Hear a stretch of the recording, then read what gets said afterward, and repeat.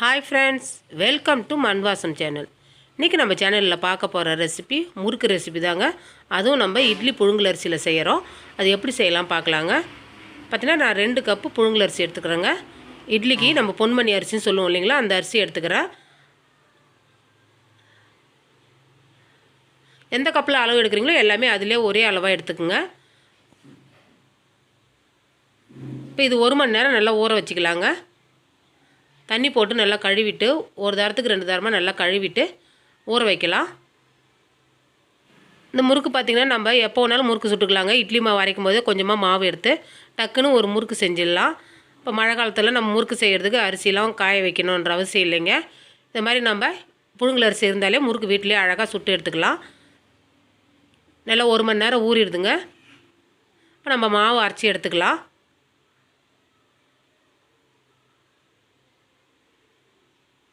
நல்லா கொஞ்சம் கெட்டியாக அரைச்சி எடுத்துக்கோங்க, ரொம்ப தண்ணியாக அரைக்காதீங்க.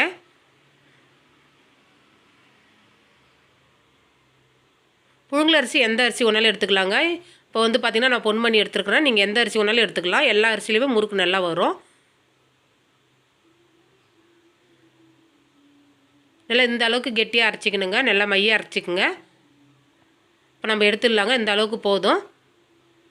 இப்போ கேஸ் ஆன் பண்ணிவிட்டு இப்போ நான் எந்த கப்பில் அரிசி எடுத்தோமோ அதே கப்பில் 1/2 கப்பு உளுந்து எடுத்துக்கிறேங்க. இப்போ இதை வந்து நல்லா பொன்னிறமாக வறுத்து எடுத்துக்கலாம்.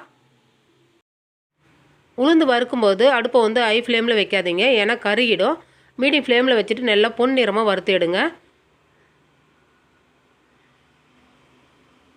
இப்போ பார்த்திங்கன்னா நான் பொட்டுக்கடலை எடுத்துக்கிறேங்க. இப்போ நம்ம எந்த கப்பில் அரிசி எடுத்தோமோ அதே கப்பில் 1/4 கப்பு பொட்டுக்கடலை எடுத்துக்கிறேன். இப்போ உளுந்து நல்லா வறுபட்டுருதுங்க. இந்த அளவுக்கு வறுபடணும். இப்போ உளுந்து ஆறுனதுக்கப்புறம் நம்ம பொடி பண்ணிக்கலாங்க மிக்சியில். இப்போ பொட்டுக்கடலை மாவும் நான் பொடி பண்ணிக்கினேன். மிக்சியில் அரைச்சிட்டு நல்லா ஜலிச்சு எடுத்துக்கோங்க. இப்போ நம்ம அரைச்சி வச்சுருக்கிற அந்த அரிசி மாவில் பொட்டுக்கடலை மாவு சேர்த்துக்கலாங்க. இது பார்த்திங்கன்னா உளுந்து மாவு, இதையும் சேர்த்துக்கலாம்.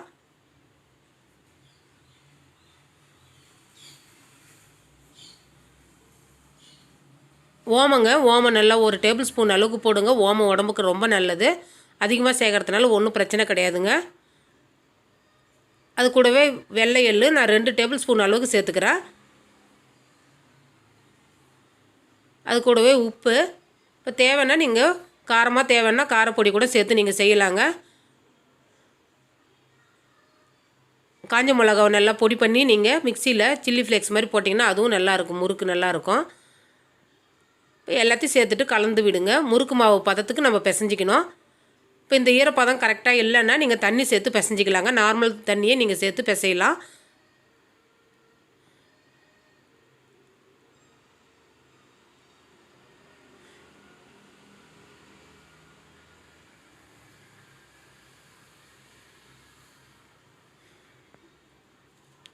இப்போ பார்த்திங்கன்னா நான் கொஞ்சம் வெதுவெதுப்பான எண்ணெய் எடுத்துகிட்டு வந்து நான் சேர்க்குறேங்க. நீங்கள் எண்ணெய் வந்து சேர்க்கலைன்னா நீங்கள் வெண்ணெய் சேர்த்துக்கலாங்க.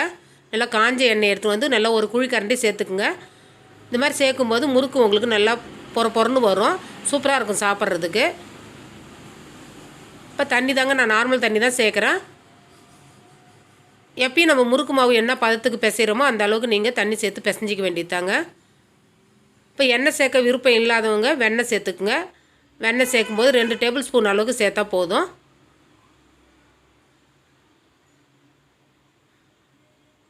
இப்போ நான் 3 கண்ணு உள்ள முறுக்கு அச்சு சேர்க்குறேங்க. நீங்கள் எந்த மாடலில் வேணாலும் முறுக்கு செஞ்சு எடுத்துக்கலாம்.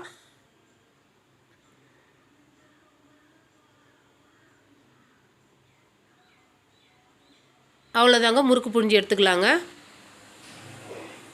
நம்ம உடனே மாவு அரைச்சி செய்கிறதுனால டேஸ்ட் எதுவுமே மாறாதுங்க. முறுக்கு அவ்வளோ டேஸ்ட்டாக இருக்கும்.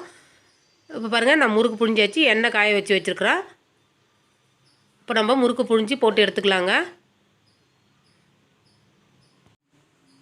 எந்த அளவுக்கு எண்ணெய் இருக்குதோ அந்த அளவுக்கு முறுக்கு போட்டுக்குங்க, அதிகமாக போடாதீங்க.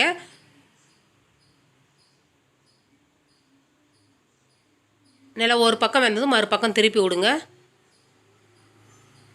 எப்பயும் நார்மலாக முறுக்கு சுட்டு எடுக்கிற மாதிரி தாங்க. நல்லா பொன்னிறமாக வந்து நம்ம எடுத்துக்கலாம். கலர் பாருங்கள், சூப்பரான ஒரு கலர் வந்திருக்குது. அவ்வளோதாங்க, முறுக்கு சூப்பராக ரெடி ஆயிடுச்சு.